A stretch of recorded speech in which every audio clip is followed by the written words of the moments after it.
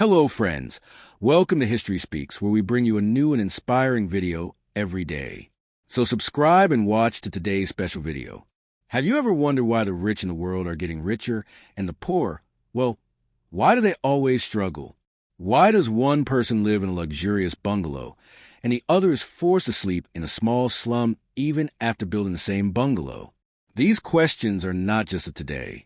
There was a man who tried to get to the root of these questions about 200 years ago, a name that some people consider a messiah and some a devil, a thinker whose ideas brought revolutions in half the world, changed governments, and changed the course of history.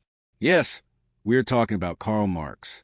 As soon as we hear his name, words like communism, revolution, Russia, China start running in our mind. But do we really know who Karl Marx was? What was his philosophy? And the most important question, do Marx's ideas hold any meaning in today's 21st century world of technology and startups? Friends, this video is going to be very long and deep because understanding Marx is like diving into an ocean. So I request you to share or save this video somewhere first so that you can listen to it comfortably by taking breaks in between as per your convenience. We will understand the untouched aspects of Marx's life, his revolutionary ideas and philosophy in a very simple language like a story. We will know how a cheerful young man who wrote poems became the world's greatest revolutionary thinker. Now buckle up and come with me into this interesting and thought-provoking world of Karl Marx. Chapter number 1, Birth of a Rebel, Early Life and Thoughts. The story of Karl Marx begins on May 5, 1818, in Trier, a small city in Germany. At that time, Germany was not like what we know today. It was divided into small states, one of which was Prussia, where the city of Trier was located. Marx's family was a rich and educated Jewish family. His father, Heinrich Marx, was a very successful lawyer and was deeply influenced by the French Enlightenment, i.e. thinkers like Voltaire and Rousseau. He believed in reason, freedom, and equality. But at that time, there was a lot of discrimination against Jews in Prussian society. Jews were not allowed to work in many major government positions. Due to this social pressure, shortly before Karl Marx's birth, his father renounced Judaism and adopted Christianity so that he could continue his profession as a lawyer. It is interesting to think what effect this incident would have had on the mind of little Karl.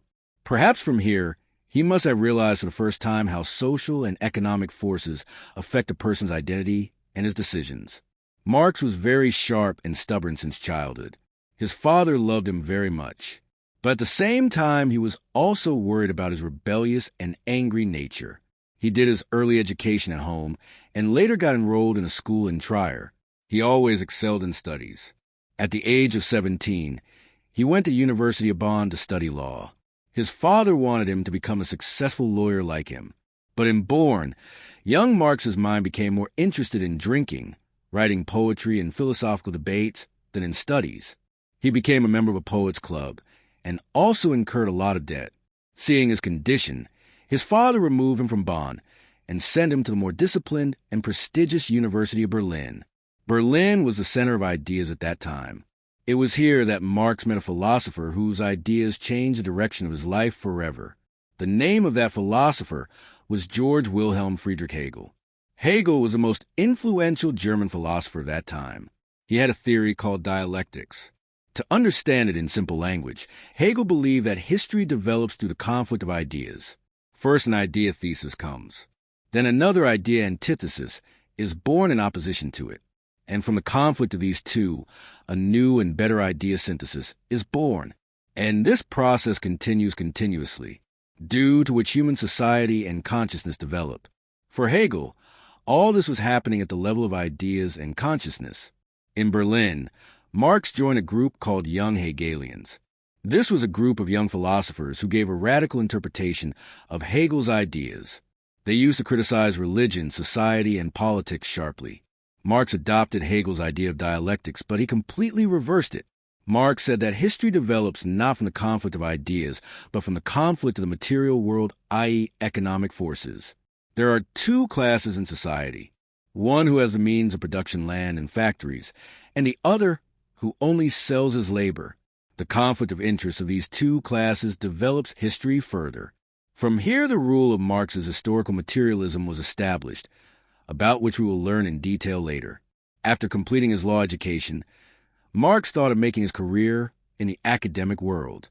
But due to his radical and anti-government views, he was not admitted to any university.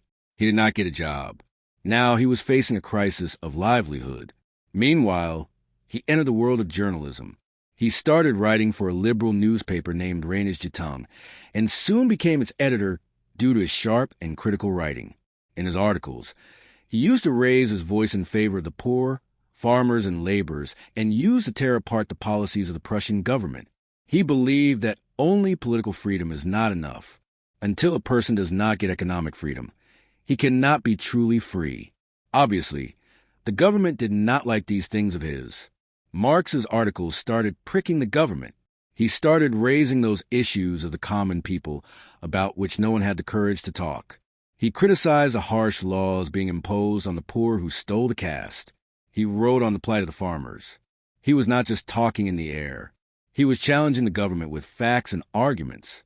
The popularity of his newspaper started increasing, but at the same time the pressure of the government also increased. Finally, the Prussian government shut down his newspaper. He was forced to leave the country. A young man who had nothing but a pen had now become a political fugitive. But this was not the end, this was just the beginning. From here he reached Paris, the city which was a heartbeat of Europe at that time. And in Paris, he was going to meet a person who would not only become his best friend, but together with him lay the foundation of ideas that would shake the world. Who was that person? And what happened in Paris that Marx's ideas became even more dangerous and revolutionary? We will know this in the next chapter. Chapter number 2 Days in Paris, and meeting with Friedrich Engels. In the last chapter, we saw how Karl Marx was forced to leave his country, Germany, due to his revolutionary ideas. Now, he was a political exile, a person who was thrown out of his own country. In 1843, Marx came to Paris with his wife, Jenny von Westphalen. Paris was not only the capital of France at that time, but it was a hub of revolutionaries, thinkers, and artists from all over Europe. There was a sense of freedom and rebellion in the air. Marx felt as if he was breathing in the open air. After the suffocating and censored world of Germany, Paris seemed like a paradise to him. Here he met many socialist and communist thinkers. He saw the organized labor movement closely for the first time. He saw how the workers were fighting for their rights. All these things strengthened his ideas even more. He was no longer just a philosopher who dreams of changing the world in books. Now he was becoming an activist who really wanted to change the world. The most important event of Marx's life happened in Paris. In August 1844, he met a young man whose name was forever inscribed with him in history. Friedrich Engels. Engels was the son of a German industrialist. His father had a textile mill in Manchester, England.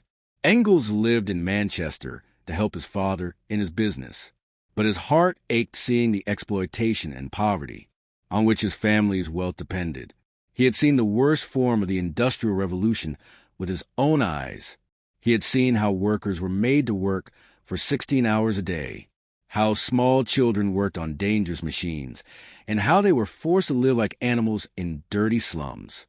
Engels had also written a book on all this, The Condition of the Working Class in England. When Marx and Engels met, they felt as if they had known each other for years. Both their thoughts, their concerns, and their view of the world were exactly the same. This friendship was not just a friendship of ideas. It was a deep and unbreakable friendship that lasted a lifetime. Marx had revolutionary ideas, and Engels had the ground experience and financial resources to spread those ideas. Engels not only wrote many important books and articles with Marx, but he also helped Marx financially throughout his life. If Engels had not been there, Marx would probably never have been able to complete his most important book, Das Kapital. Marx was often immersed in poverty and debt, and it was Engels who would send him money and save his family from starving. Their friendship is a great example of how people from two different backgrounds can come together for a common goal. A philosopher and the son of an industrialist, they wrote one of the most scathing and influential critiques of capitalism. While living in Paris, Marx and Engels wrote their first important work together, The Holy Family. In this, they criticized their old companions, the young Hegelians. Marx said that these philosophers were only fighting a battle of ideas in the air. whereas the real struggle is to be done in society between the workers and the capitalists. During this time, Marx also wrote the economic and philosophical manuscripts of 1844, which were published much after his death. In these manuscripts, he explained in detail for the first time his theory of alienation. He said that in the capitalist system, the worker is alienated from his work, from the product he creates, from his fellow humans, and from himself and nature. The worker becomes isolated or alienated. He becomes just a part of a machine, and his creativity and humanity vanishes. This idea is very relevant even today, when we often feel the same in our jobs. Marx's ideas were becoming more revolutionary day by day. He was no longer talking about just reforms. He was talking about ending the entire system. His articles and speeches also worried the French government. The Russian government was constantly pressuring France to expel Marx from its country. Finally, in 1845, the French government also ordered Marx to leave the country. His small chapter in Paris ended. He had to change his place once again. After being expelled from Germany, he was now expelled from France as well. He moved to Brussels, Belgium, with his wife and little daughter. But Paris had given him a friend and companion in the form of Friedrich Engels, who was now going to be present with him in every difficulty. In Brussels, the two of them were going to write a document that would become one of the most studied and most controversial political books in the history of the world. A manifesto whose first line would become a slogan for workers all over the world. What was that document? And what was written in it that robbed governments all over the world of their sleep? We will get the answer to this in the next chapter. Chapter number 3, Workers of the World Unite. Communist Manifesto. In the previous chapter, we saw how Marx and Engels reached Brussels after being expelled from Paris. In Brussels, they were not the ones to sit quietly. They started contacting revolutionaries and workers' organizations in different countries of Europe. They believe that the struggle of workers is not the struggle of any one country. It is an international struggle. Capitalism is an international system. That is why to defeat it, workers will also have to unite at the international level. With this thought in mind, they founded the Communist Correspondence Committee, which was a network for exchange of ideas among socialists of different countries. His aim was to bring the movement out of bookish debates and bring it to the ground. During this time, he was contacted by a secret labor organization based in London, the League of the Just. It was an organization of German artisans and laborers who dreamt of a better society. The League of the Just was very impressed by the ideas of Marx and Engels. They invited Marx and Engels to join their organization and write a new program and a new manifesto for it. Marx and Engels agreed on the condition that the League would abandon its old, secret, and conspiratorial methods and become an open political party. The League accepted their proposal, and in 1847 its name was changed to the Communist League, and the document that Marx and Engels prepared together for this Communist League is known to the world today as the Communist Manifesto. This book was published in London. It is a small booklet, but its ideas had so much power that it forever changed the politics of the coming centuries. The Communist Manifesto begins with a very dramatic and famous sentence. A ghost is haunting Europe. The ghost of communism. Marx says that all the old powers of Europe, from the Pope to the broom, have united to drive away this new ghost. This means that communism itself has now become a force that everyone recognizes. After this comes the most famous and central idea of the manifesto. The history of all the existing societies till now is the history of class struggle. This is the essence of Marx's historical materialism. He says that society is always divided into two main classes. One is a class which has a means of production, land, tools, factories, the exploiting class, and the other is a class which lives by selling its labor, the exploited class. In ancient Rome, these were the masters and slaves. In the Middle Ages, there were feudal lords and farmers, and in the modern capitalist era, these are the burdensome capitalists and the proletariat workers. According to Marx, the interests of these two classes are always against each other, and the struggle between them develops history further. In the manifesto, Marx and Engels also acknowledge the role of the bourgeois class. They say that historically the bourgeois class has played a very revolutionary role. They ended feudalism, developed new techniques of production, and created a global market. They made the world more logical by eliminating superstitions. But Marx says that the weapon with which the bourgeois class defeated feudalism will now be used against it. Capitalism has given birth to a new class for its development, the proletariat, i.e. modern industrial workers. This is the class which has nothing to sell except its labor. In the capitalist system, the worker also becomes a commodity which is bought and sold in the market. His wages are fixed just enough so that he can stay alive and work. As capitalism develops, small shops, small farmers, all the artisans are wiped out, and they too join the working class. In this way, the vast majority of society becomes workers, and only a handful of people remain capitalists. Marx argued that the capitalist system is surrounded by crises due to its very nature. It repeatedly faces economic recessions because in the competition for profits, the capitalists produce so much that there is no one to buy it. These crises make the condition of the workers even worse. Marx says that capitalism has not only created its weapons of destruction, economic crises, but has also created those people who will use these weapons, i.e. the proletariat. When workers work together in factories, unity and consciousness is born among them. First, they fight small struggles against their owners. Then they form trade unions and finally organize as a political party and make a revolution to end the entire capitalist system. The manifesto ends with a strong slogan that became an inspiration for revolutionaries all over the world. Communists hate to hide their opinions and intentions. They openly declare that their goals can only be achieved by abolishing all existing social conditions by force. Let the ruling classes tremble in fear of a communist revolution. The workers have nothing to lose but their chains. They have a world to win. Workers of the world unite. These words were not just words. They were a fire. The year this manifesto was published in 1848, a wave of revolutions swept across Europe. In France, Germany, Austria, Hungary, everywhere people took the streets against monarchy and the old systems. Although these revolutions were mostly unsuccessful, they demonstrated how explosive the ideas of Marx and Engels were. They gave the working class an identity, a goal and a slogan. But just writing a manifesto does not change the world. Marx and Engels knew that this was only the beginning of a struggle of ideas. The real struggle was yet to come, and in the midst of this struggle, Marx's own life was about to take a new turn that could destroy him as well as make him. What happened when he was expelled from Europe and reached London? What storm was about to come in his personal life? We will know in the next chapter. Chapter number 4 Days of Exile and Poverty in London, the publication of the Communist Manifesto, and the wave of revolutions of 1848 shook the governments of Europe. Every government was now afraid of this thinker named Karl Marx. The Belgian government immediately expelled him from the country. He went back to Paris, but even there the new government formed after the revolution could not tolerate him for long. Finally, in 1849, Marx once again reached London after being exiled.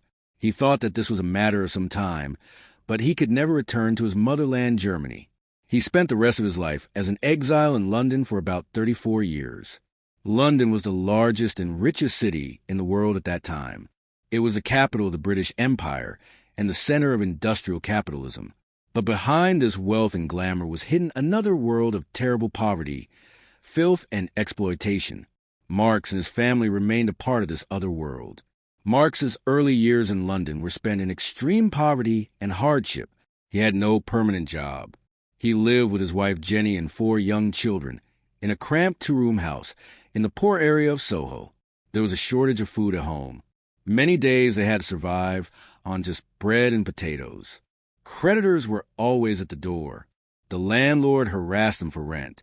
At times they had to mortgage their court so that they could raise money to buy newspapers and stay informed about what was happening in the world. This terrible poverty had a very bad effect on his family. 4 of his 7 children died in childhood. The main reason for this was diseases caused by poverty and poor living conditions. Seeing your children die before your eyes is the greatest sorrow for any parent. Marx and Jenny went through this sorrow. Especially the death of their son, Edgar, shook them from within. You must be wondering why the man who was showing the way out of poverty to the workers of the whole world was himself living in such terrible poverty. There were many reasons for this. First, he was a political exile, and the police always kept an eye on him, due to which it was difficult for him to get a good job. Secondly, his nature was also a bit strange. He did not want to do any such work that came in the way of his writing and research. He believed that his real work was to understand the rules of capitalism and present it to the world, and for this, he would have to spend all his time studying in the library. If there was someone who stood with him like a rock during this difficult time, it was his friend Frederick Engels. Engels, who worked in his family business in Manchester, used to send money to Marx almost every day. Without Engels' help, it was impossible for Marx and his family to survive. Engels not only sent him money, but also helped him in translating his articles into English and getting them published in American newspapers. They used to do this. This gave Marx some modest income. Despite such terrible poverty and personal tragedies, Marx never abandoned his intellectual work. Every morning he would go to the British Museum Library and study there till late at night. He acquired knowledge of economics, history, politics, philosophy, everything. He wanted to understand the pulse of the capitalist system. He wanted to understand how this system works. Why do crises come in it, and what will be its future?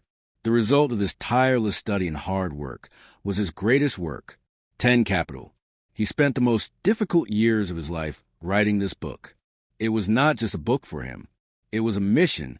He wanted to give the working class such a theoretical weapon with which it could understand its exploitation and be ready to fight it. Even when he was not able to raise money to bury his children, he was still sitting in the library and solving the mysteries of capital. This shows his strong determination and his unwavering commitment to his ideology. While living in London, Marx did not limit himself to just writing and studying. He also played an important role in the establishment of the International Working Men's Association in 1864, also known as the First International. This was the first international federation of workers' organizations around the world. Marx became its leader, and through it, he spread his ideas to labor movements all over Europe and America. He believed that only theory is not enough. It is also necessary to put them into practice. Through the First International, he encouraged a demand for an 8-hour working day, better wages, and better working conditions for workers. Due to all these activities, he was always under the radar of the British and other European governments. Spies kept an eye on him in his house. But Marx was not afraid of all these things. He remained firm on his goal even amidst poverty, misery, and government repression. He had put his life at stake for a future in which there would be no exploitation and no class. But what was so special in his great book, The Capital, in which he had completely analyzed capitalism?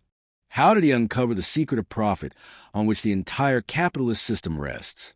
We will know this in the next most important chapter. Chapter number 5, Das Kapital, a credit to capitalism. In the previous chapter, we saw how Karl Marx continued his most important work even amidst terrible poverty and personal suffering in London. He used to spend hours every day in the library of the British Museum, with just one goal, to understand the functioning of capitalism and expose it to the world. The result of his years of hard work was the monumental book named Das Kapital. The first volume of this book was published in 1867. The remaining 2 volumes were published after his death by his friend Frederick Engels after editing his notes. Das Kapital is not an easy book. It is a complex mixture of economics, philosophy, and history, but its basic idea is very simple and powerful. Through this book, Marx wanted to tell where wealth and profit come from in a capitalist society, and his answer was that it comes from the exploitation of workers. To understand this, Marx first starts with the analysis of the commodity. He says that in a capitalist society, everything becomes a commodity, which is made to be bought and sold in the market, whether it is a chair, a mobile phone, or the labor power of the laborer himself, his ability to work. Every commodity has 2 values. One is use value, and the other is exchange value. Use value means what use that thing has for us. For example, a chair is used for sitting. This is its use value. Exchange value means how many other things can be obtained in exchange for that thing in the market? Or in simple words, what is its price? Marx asks how the price of different things is decided. Why does a vehicle cost more than a chair? His answer is that the price of any commodity is determined by how much socially necessary labor time, on an average, is spent in making it. That is, it takes more hours of labor to make a vehicle than a chair. That is why it is more expensive. Now, from here, Marx comes to his most revolutionary theory, the theory of surplus value. This is the heart of 10 Capital. Marx says that the capitalist buys a very unique commodity from a market, a commodity that can itself create new value, and that commodity is the labor power of the worker. The capitalist pays the worker a wage for his labor power. How much is this wage? It is as much as the worker needs to keep himself and his family alive and can come to work again the next day. That is, the value of the labor power of the worker is also determined by the labor time spent in its reproduction. Now, suppose that on an average it takes 4 hours of labor in society for a worker to buy food, clothes, and house, which are essential for his survival.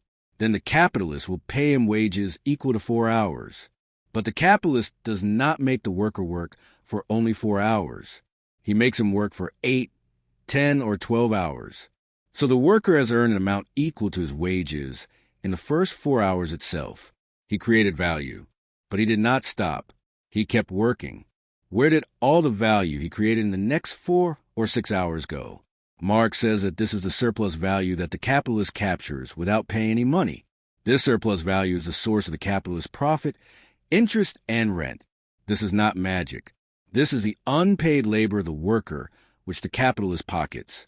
For example, a worker in a factory makes goods worth 1,000 Indian rupees in a day, but he gets wages of only 200 Indian rupees. So, what are the remaining 800 Indian rupees? This is the surplus value. This is the capitalist's profit. According to Marx, this exploitation is in the DNA of the capitalist system. It is not a matter of any one capitalist being bad or greedy. Rather, the entire system is based on this exploitation. To survive in the market and compete with other capitalists, every capitalist has to try to squeeze out as much surplus value as possible. For this, he either extends the working hours or uses technology to produce more in less time, so that the workers earn their wages faster and work for free for longer hours. Another result of this exploitative system is what Marx calls commodity fetishism. This is a very interesting psychological idea. Marx says that in capitalism we start looking at objects as if they have some magical power. We forget the human labor and social relations behind them. We think that things have value in themselves. We look at an iPhone and think about its price and brand value. We do not think under what conditions a worker in a factory in China might have made it. Objects start ruling over us. Our social relations also start getting decided through objects. Our status is determined by which vehicle we have, which phone we have, or which brand of clothes we wear. The things made by humans start dominating humans, and we become their slaves. In Das Kapital, Marx not only criticizes capitalism, but also predicts that the system will collapse due to its own contradictions. The constant competition for profits will force capitalists to compete with each other in a cutthroat manner. Big fish will eat up small fish. That is, big capitalists will eliminate small capitalists. Capital will become concentrated in a few hands, and the number of workers and their poverty will expand. This will develop class polarization in society. Economic recessions coming from time to time, such as the crisis of overproduction, will further weaken this system. Finally, a situation will come when the organized and conscious working class will end this exploitative system through a revolution and establish a classless exploitation-free society. That is, communism. This is just a glimpse of 10 Capital. Marx explained in it how capitalism sows seeds of its own downfall. But how will this downfall happen? What is that force of history that will end this system? Marx gave a complete theory for this, which is called historical materialism. What is it? Does history really follow some rules? We will understand this in our next chapter. Chapter number 6, Historical Materialism, the Engine of History. In the previous chapter, we understood through Das Kapital how the capitalist system works according to Marx and how it exploits the workers. But Marx was not just an economist. He was also a philosopher and historian. One of his big questions was, why do societies change? Why did we go from cavemen to the feudal era and then to the capitalist era? Is there any rule behind these changes in history? Is there any pattern, or is it all happening just like that? To answer this question, The theory developed by Marx and Engels is called historical materialism. This is the backbone of Marx's philosophy. If you understand this one theory, you can easily understand all the other ideas of Marx. As the name suggests, this theory has two parts: materialism and historical. First, let us understand materialism. There has always been an important debate in philosophy that what is the real power that drives the world? Ideas or matter. Those who believe that ideas, consciousness, or soul are the real thing, and this material world is a reflection of that, are called idealists. Marx's mentor Hegel was an idealist. He believed that history is the story of the development of ideas. On the contrary, those who believe that this material world, this matter, is the real thing, and our ideas and consciousness are products of this material world, are called materialists. Marx was a materialist. He believed that what is the first and basic condition of human existence? That is his survival. And what does a human need to survive? Food, clothing, and shelter. All these are material needs. To fulfill these needs, a human has to produce in collaboration with nature. He has to work. According to Marx, to understand any society, we should not look at the ideas of its philosophers or leaders, but how the people of that society fulfill their material needs. They do so. That is, what is their mode of production? This is the base of any society. This base has two parts. First is the forces of production, which includes tools, machines, technology, raw material, and labor skills of the man himself. Second is the relations of production. Relations of production means how are the mutual relations between people in the process of production? Mainly it means who owns the means of production, land, factory, machines. Are they owned by a single person or the whole society? These relations of production create different classes in the society, like owner and slave or capitalist and laborer.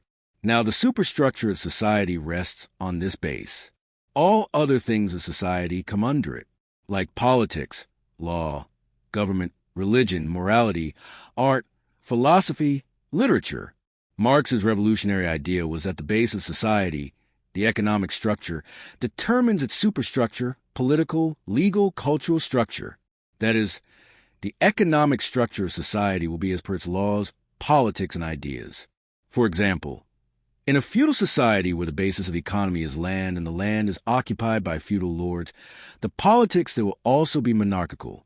The laws will also be in favor of the landlords, and religion will also teach people that the king is a representative of God and they should accept their fate.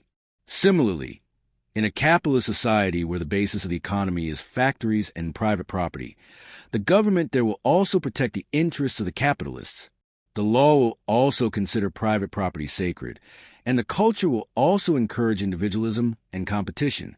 That is, the ideas of the ruling class become the ruling ideas of the society. Now, let us come to the second part of this theory, historical. Marx says that history is not static. It keeps changing continuously. And what is the engine of this change? That is the contradiction within the base. With time, the forces of production of society, such as new technology, new machines, develop. They become more advanced. But the relations of production, that is, the structure of ownership, remain as old and lag behind. At a certain point, these old production relations start hindering the development of these new and developed productive forces. Just as a growing plant wants to break out of a small pot, similarly the new productive forces want to break the bonds of old social relations. This is where the class struggle in society intensifies. The newly emerging class that represents these new productive forces challenges the old ruling class that wants to stick to the old relations. This class struggle ends in a social revolution, in which the old ruling class is defeated and a new class comes to power. This new class establishes a new mode of production and a new superstructure according to its own. Marx explained the entire human history using this model. He said that history has gone through these stages. Primitive communism, where there was no private property and classes. Slave society, master and slave. Feudal society, feudal lord and peasant, and capitalist society, capitalist and worker. Every stage was more advanced than the previous stage. But class struggle was present in every stage. Marx believed that capitalism is not the last stage of history. Capitalism has developed the forces of production, technology, factories to an unprecedented level, but its relations of production, private property, are now becoming an obstacle to the development of these forces. In capitalism, production takes place socially. Thousands of workers work together in a factory, but its ownership is individual. The owner of the factory is a capitalist. According to Marx, this is the basic contradiction of capitalism. This contradiction will also be resolved through a revolution, when the proletariat working class will remove the capitalist class from power and establish social ownership over the means of production. After this, a socialist society will be established, which will ultimately develop toward a classless and stateless communist society. But what effect does this capitalist system have on the soul of man, his happiness, and his mind? Marx had also done a very deep analysis of this, which he called alienation. What is this and why is it so relevant for us today? We will know this in the next chapter. Chapter number 7, The Pain of Alienation, Capitalism, and the Soul of Man. Till now we have understood the economic and historical theories of Marx. We learn how capitalism exploits workers and how history evolves through class struggle. But Marx's analysis was not limited to money and politics. He was also deeply concerned with the effect of the capitalist system on the human soul, his consciousness, and his happiness. The theory Marx gave to explain this psychological and spiritual effect is called alienation.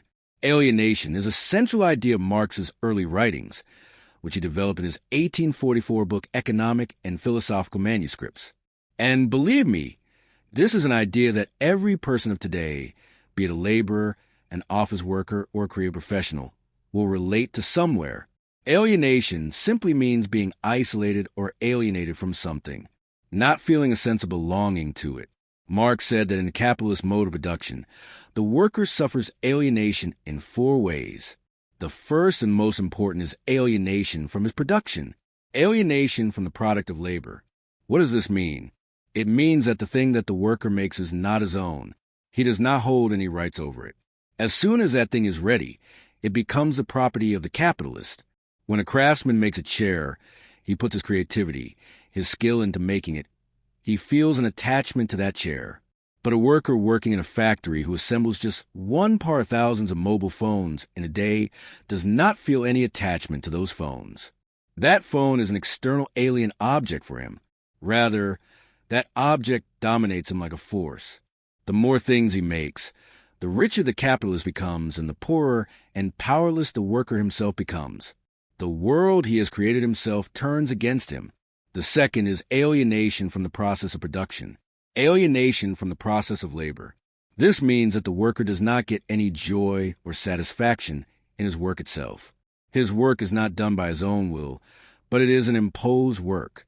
He does not work because he likes it, but he does it only to earn his wages to survive. During working hours, he does not feel himself a human being, but an animal or a machine. He feels real life in his free time after the work is over. Work destroys his creativity and intellectual capacity instead of developing it. He keeps repeating the same work day after day, year after year, due to which his physical and mental development stops. Have you ever felt like this about your job? That you are looking at the time-telling machine to see when it is 5 o'clock and you leave from here? If yes, then you are living Marx's theory of alienation.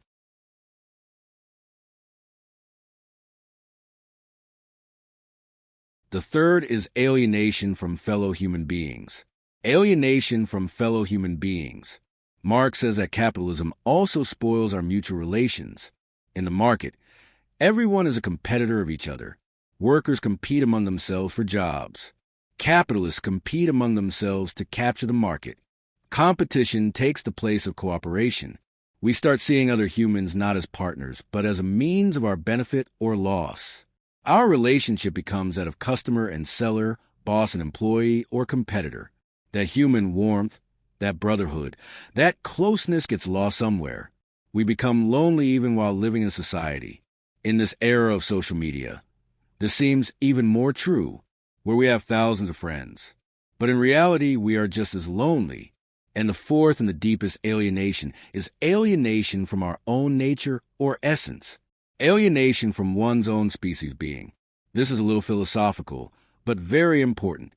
Marx believed that the biggest difference between humans and animals is that humans are conscious and creative beings. We do not work only for our immediate needs. We create new things with our imagination and creativity. We change this world with our art, our science, our work, and in this process, we also develop ourselves. This is our human essence, species being.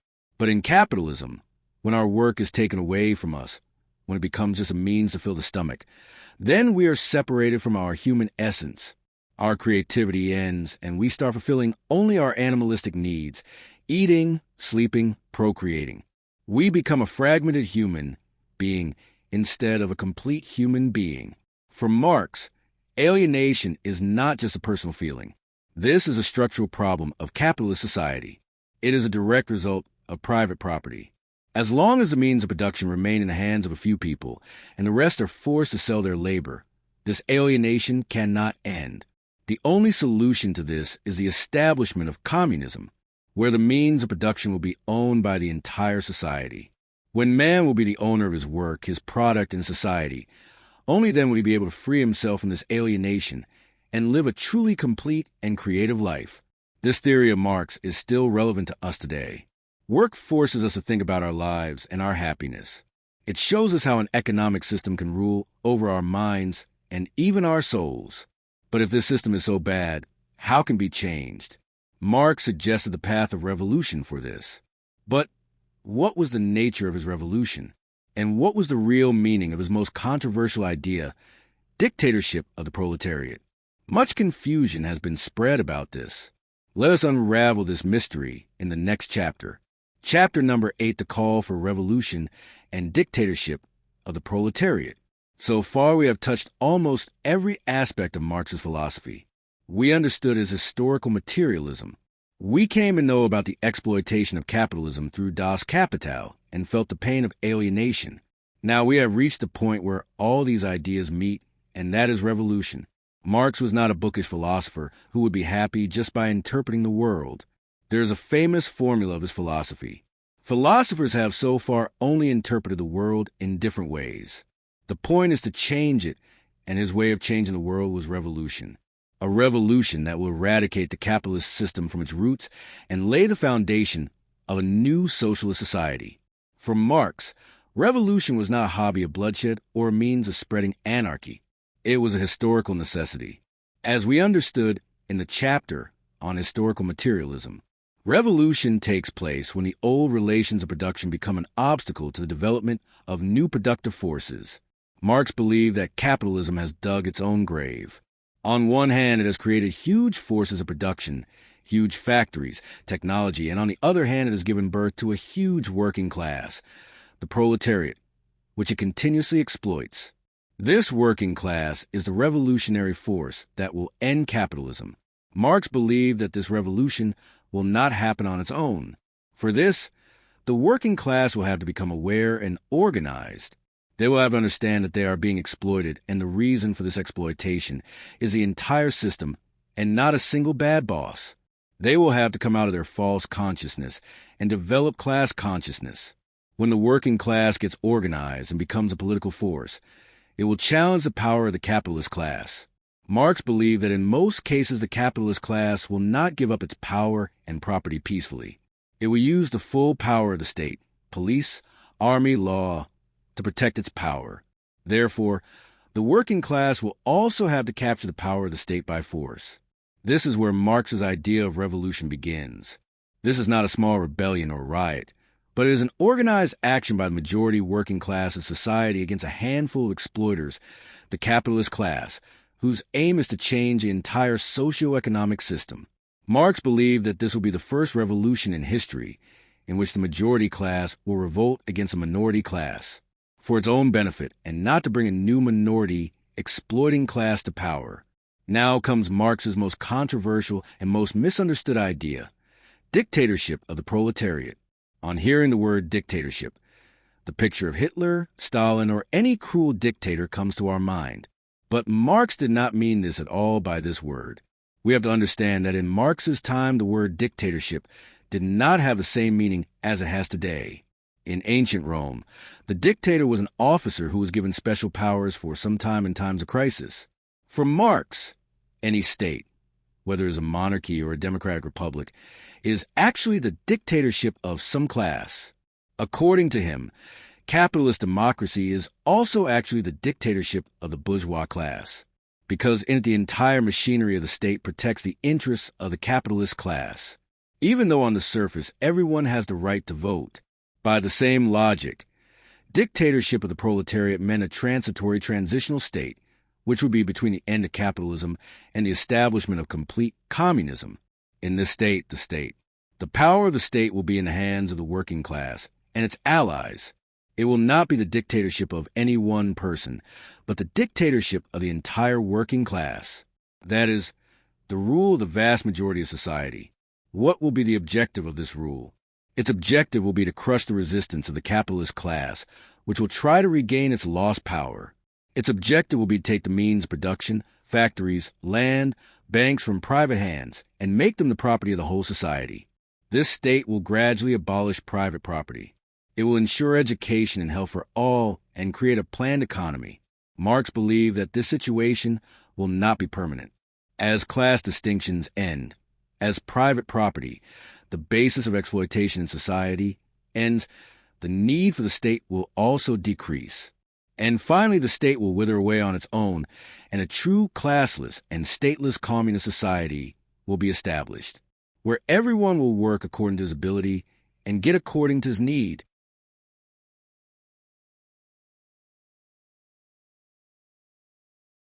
So in short, for Marx, the dictatorship of the proletariat was not the opposite of democracy, but a higher and true form of it, where for the first time the majority of society will rule for its own interests. However, in the countries where communist revolutions took place in the 20th century, such as Russia and China, the system that was established there turned into a one-party dictatorship and went far away from Marx's idea. He did call it dictatorship of the proletariat. But in practice, it was completely different from what Marx had imagined. This is why there is so much debate on Marx's idea. But what happened to Marx's ideas after his death? How did Marxism become a global movement? And was Marx responsible for whatever happened in its name in the 20th century? This is a very complex and important question, which we will examine in the next chapter. Chapter number 9, Marxism, Revolutions and Distortions After Marx.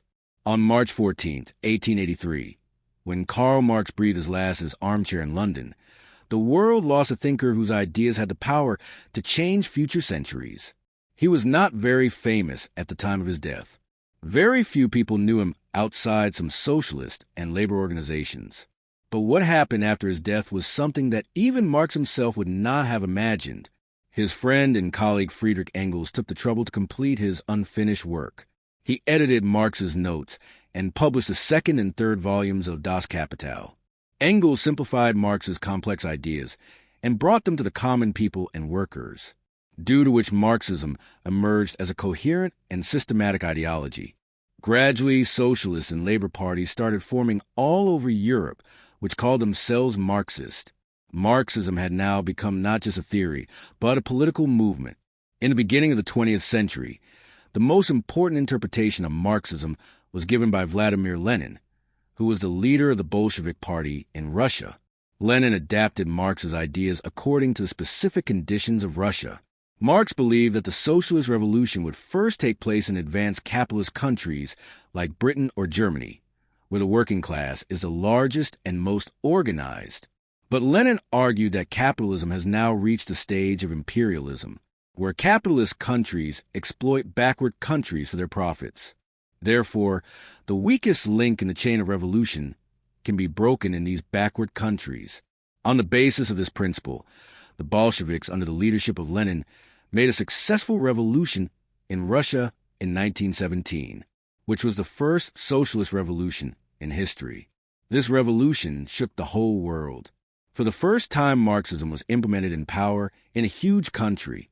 The Soviet Union was established, and the world was divided into two camps, one capitalist and the other communist. The success of the Russian Revolution inspired independence movements in colonies and slave countries around the world.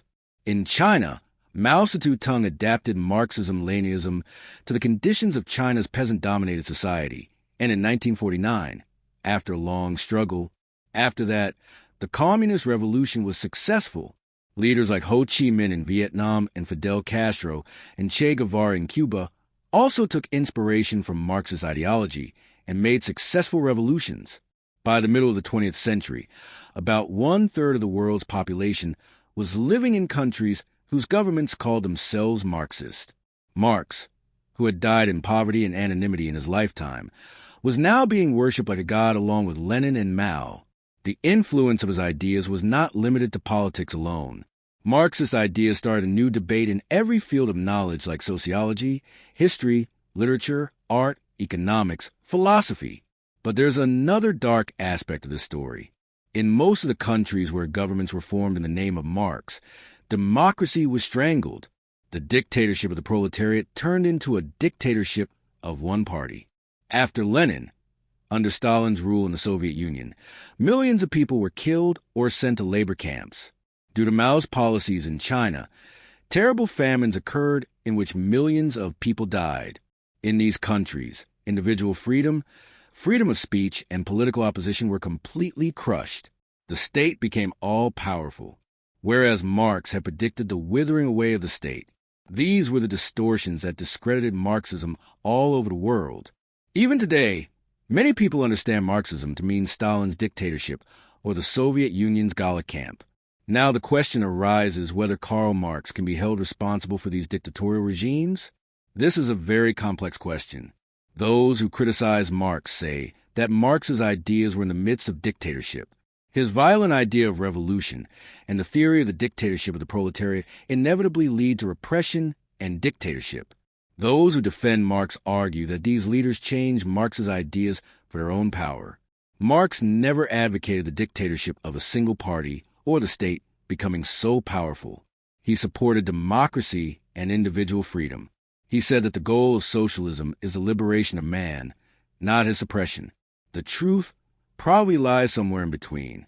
Some of Marx's ideas can certainly be interpreted to justify dictatorship, but the humane and free society he envisioned was a far cry from the reality of the Soviet Union or Maoist China. After the collapse of the Soviet Union in 1991, many people declared that Marxism was dead and history had come to an end. But is this true?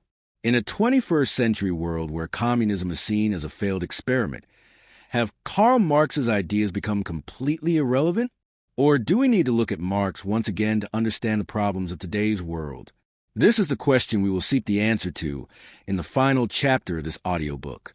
Chapter number 10, Is Marx Still Relevant? A return to the 21st century. With the collapse of the Soviet Union in 1991, there was an atmosphere of celebration all over the world. It seemed as if capitalism had achieved its final and decisive victory. Thinkers like Francis Fukuyama declared the end of history, which meant that liberal democratic capitalism was the only and final way for humanity. Karl Marx's pictures were being pulled down. His books were being burned. He was thrown into the dustbin of history as a symbol of the horrors of the 20th century. It seemed that Marx had become irrelevant forever. But is it really so? Can we really say today, 30 years after that incident, that Marx is no longer needed? If we look at the world around us, the picture we see probably tells a different story. When the global financial crisis hit in 2008, the economy of the whole world shook. Big banks went bankrupt. Millions of people lost their jobs, and millions lost their life savings. Suddenly, people realized the instability of capitalism and its inherent crises. At that time, a book was being sold on Amazon and other bookstores. Suddenly, the world developed. That book was Das Kapital. People started studying Marx again to understand why all this was happening. Marx had predicted 150 years ago that capitalism, by its very nature, would be in crisis again and again. The crisis of 2008 was a living proof of his statement. Look at today's world. On one hand, we have billionaires like Jeff Bezos, Elon Musk, and Mukesh Ambani, whose wealth grows in millions every day. And on the other hand, there are millions of people who work day and night on minimum wages without any social security. This income inequality is perhaps higher today than it has ever been in human history. Reports from organizations like Paxfam show that a handful of rich people in the world have more wealth than half the world's population. When we see these numbers, don't we remember Marx's analysis in which he had said that in capitalism, capital will be concentrated in a few hands and the rich will become richer and the poor will become poorer. Marx's class analysis seems more relevant today than ever before. Now, let's talk about our work. Today is the era of gig economy. Companies like Uber, Zomato, Amazon flex sell us the dream of freedom and being our own boss. But what is the reality? Millions of drivers and delivery partners working for these companies get no permanent job, no pension, no health insurance, no leave. They are slaves of an algorithm that monitors and controls their every move. Is this not a modern form of Marx's theory of alienation, where the worker is completely alienated from his work, its fruits, and from control over his own life? Today, millions of employees working in offices also experience burnout, stress, and meaninglessness in their work. All this is an expression of the same pain of alienation that Marx talked about. And what about commodity fetishism, commodity worship? Today, we are living in a world of brands and commodities more than ever before. Our identity and our happiness depend on whether we have the latest iPhone or not. We don't care which brand of shoes we wear or how many likes our photos get on Instagram. We have completely forgotten the human relationships behind things and the exploitation that went into their making. Advertisements constantly tell us that happiness comes from buying things. This is the extreme form of Marx's concept of commodity worship, where things have completely taken over humans. Even the environmental crisis can be seen from a Marxist perspective. In the blind competition for profits, capitalism has exploited nature indiscriminately, the results of which we are suffering in the form of climate change, pollution, and natural disasters. Marx had said that capitalism destroys only two sources of wealth: workers and land and nature. This does not mean that Marx has a solution to every problem of today. Many of his predictions prove wrong. In advanced countries, the working class did not make a revolution, but became a part of the system, and the communist regimes formed in their name proved to be dictatorial and economically unsuccessful. We should see Marx not as a god, but as a thinker. His strength lies not in the answers he gives, but in the questions he raises. He teaches us to ask the right questions even today. Why is the distribution of wealth and power in society so unequal? Why does our work not bring us happiness and satisfaction? Can a system based on profit meet the needs of man and nature? As long as these questions remain relevant, Karl Marx will also remain relevant. He reminds us that the world was not always the way it is and will not always be the same. It is possible to create a better, more just, and more humane world. Studying Marx gives us the courage to question the status quo and imagine a better future. And this courage is perhaps what we need most today. Conclusive. So, friends, we have completed this long and deep journey of Karl Marx's life and thoughts. We saw how a young poet and philosopher born in a small town in Germany became the world's most influential and controversial revolutionary thinker. We understood his theory of historical materialism about how society changes through the clash of economic forces. Through Das Kapital, we learned the secret of surplus value on which the capitalist profits depend. We try to feel the pain of alienation that the capitalist system causes a man from his work, his society, and his own soul. And finally, we also saw how relevant Marx's ideas are for understanding the problems of today's world. Despite the centuries of horrors of the 20th century, Marx is not easy to understand. A lot of confusion and propaganda has been spread about his ideas. But through this audiobook, our attempt was to remove all those layers and reach the real Marx and his original ideas. Marx teaches us that we should understand things not on their surface, but by going to their core. He gives us a critical vision so that we can question the world around us. I would like to thank you from the bottom of my heart for listening to this deep and long video completely. Your patience and your passion for knowledge are very important. It is truly commendable. I hope this journey has given you something new to think about. If you got to learn something new from our effort, if this video made you think, please like this video. Your likes inspire us to create even better content. And yes, do tell us in the comments which idea of Karl Marx you found most relevant or surprising. Do you agree or disagree with his words? Your thoughts matter a lot to us because knowledge develops further only through dialogue. And if you are new to the channel and want to listen to such informative and life-changing audiobooks in the future too, then do not forget to subscribe to the channel. And also press that bell icon so that you do not miss any of our new audiobooks. See you in the next video with a new thinker, a new story, and a new philosophy. Till then, keep thinking, keep learning, and keep questioning the world around you. Thank you.